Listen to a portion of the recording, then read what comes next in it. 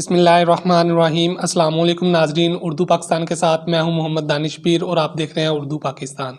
آج ہمارے ساتھ موجود ہیں جناب حافظ محمد رؤف صاحب۔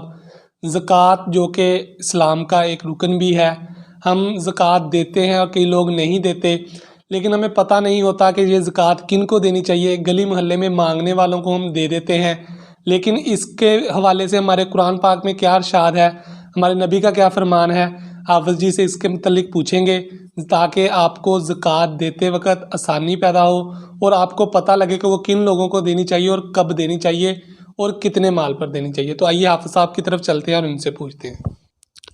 الحمدللہ رب العالمین والصلاة والسلام علی سید الانبیاء والمرسلین، اما بعد فاعوذ باللہ السمیع العلیم من الشیطان الرجیم من ہمزہ ونفخہ ونفثہ، بسم اللہ الرحمن الرحیم۔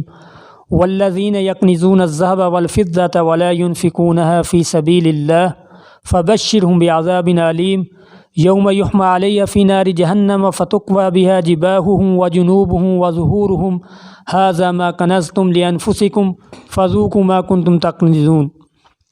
محترم سامعین، سب سے پہلے تو اللہ تعالیٰ قرآن مجید میں زکوٰۃ کی فرضیت کے بارے میں بتلاتے ہیں، اور جو لوگ زکوٰۃ کو ادا نہیں کرتے ان کا کیا انجام ہوگا۔ قرآن مجید میں اللہ تعالیٰ فرماتے ہیں والذین یکنزون الذہب والفضہ، فرمایا وہ لوگ جو سونے اور چاندی کو جمع کر کے رکھتے ہیں، ولا ينفقونها فی سبیل اللہ، اور اللہ کے راستے میں اس کو خرچ نہیں کرتے، فرمایا فبشرهم بعذاب علیم، ایسے لوگوں کو دردناک عذاب کی خوشخبری دے دیجیے۔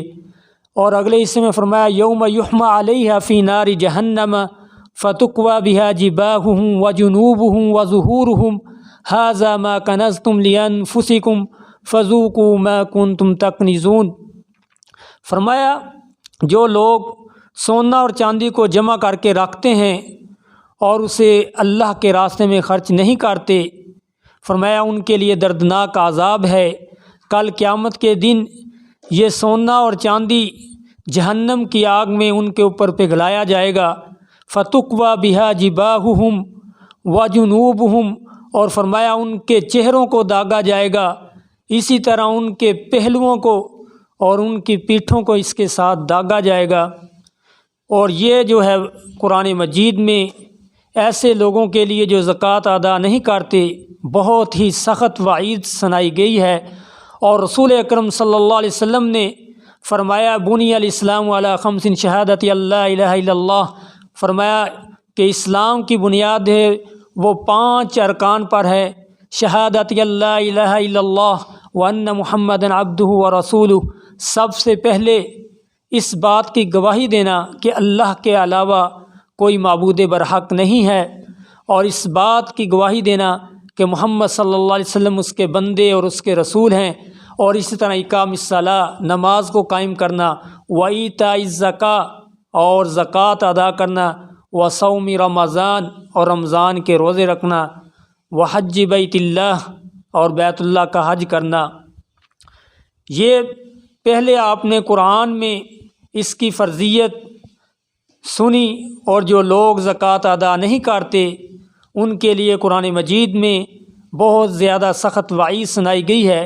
اور اسی طرح احادیث میں رسول اکرم صلی اللہ علیہ وسلم نے زکوٰۃ کی بڑی فضیلت بیان کی ہے، اور فرمایا یہ زکوٰۃ جو ہے یہ اسلام کا ایک رکن ہے۔ اور حضرت ابوبکر صدیق رضی اللہ تعالیٰ عنہ کے دور خلافت میں کچھ لوگوں نے زکوٰۃ دینے سے انکار کر دیا تھا، تو حضرت ابوبکر صدیق رضی اللہ تعالیٰ عنہ نے کہا کہ جو شخص رسول اللہ صلی اللہ علیہ وسلم کے دور میں ایک رسی بھی زکوٰۃ دیتا تھا، اگر وہ اس کے دینے سے انکار کرے گا تو میں اس کے خلاف جہاد کروں گا۔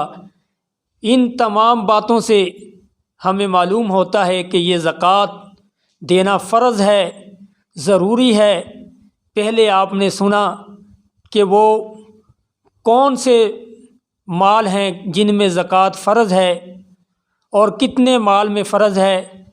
سب سے پہلے جب آپ کے پاس مال جو ہے وہ 52.5 تولہ چاندی کے برابر पहुंच जाए, मसलन 52.5 तोला चांदी की जो रकम बनती है तकरीबन 40,000, अगर आपके पास 40,000 नकदी मौजूद है और उस पर साल भी मुकम्मल हो गया है तो उस पर ज़कात फ़र्ज़ हो जाती है। और ज़कात जो है वो 2.5% के हिसाब से होती है। मसलन 100 रुपया है, उसमें 2.5 रुपये होंगे।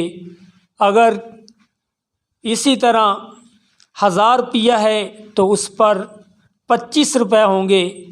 और अगर ये आपके पास 1 लाख रुपए है तो उस पर 2500 रुपया ज़कात होगी। मुसारफ़ आपने सुन लिए हैं कि जिन पर ज़कात दी जा सकती है वो कुरान मजीद में अल्लाह ताला ने बयान फरमाए हैं कि इन्नमस्सदक़ातु लिलफ़ुक़रा वल मसाकीन वल आमिलीन अलैहा वल मुअल्लफ़ति क़ुलूबुहुम व फ़िर रिक़ाब वल गारिमीन व फ़ी सबीलिल्लाह वब्निस सबील फ़रीज़तम मिनल्लाह। फरमाया सदक़ात जो हैं, ज़कात का जो माल है वो यतीमों को दिया जा सकता है, मसाकीन को दिया जा सकता है। इसी तरह जो ज़कात को इकट्ठे करने वाले आमलीन मुकर्रर किए जाते हैं उनको दी जा सकती है। और इसी तरह तालीफ़ क़ल्ब के लिए जो नए नए मुसलमान हुए हों या वो कुफ़ार जो इस्लाम कबूल करना चाहते हों उनकी दिलजोई के लिए आप उनको ज़कात दे सकते हैं। और इसी तरह जो शख्स मक़रूज़ हो गया हो उसका कर्ज़ उतारने के लिए और जो नाहक जेल में बंद कर दिया गया हो उसको छुड़ाने के लिए भी आप ज़कात का माल दे सकते हैं।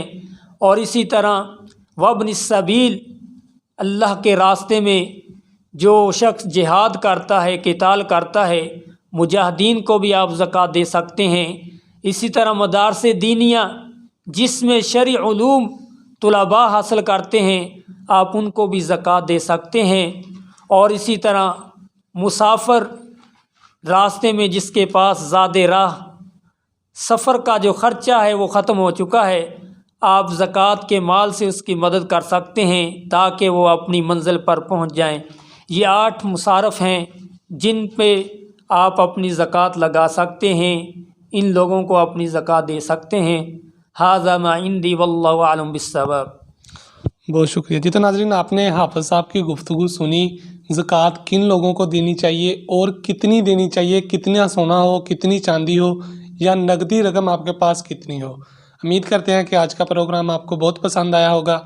इसी के साथ अपने मेज़बान मोहम्मद दानिश को इजाज़त दीजिए और देखते रहिए उर्दू पाकिस्तान। अल्लाह हाफ़िज़।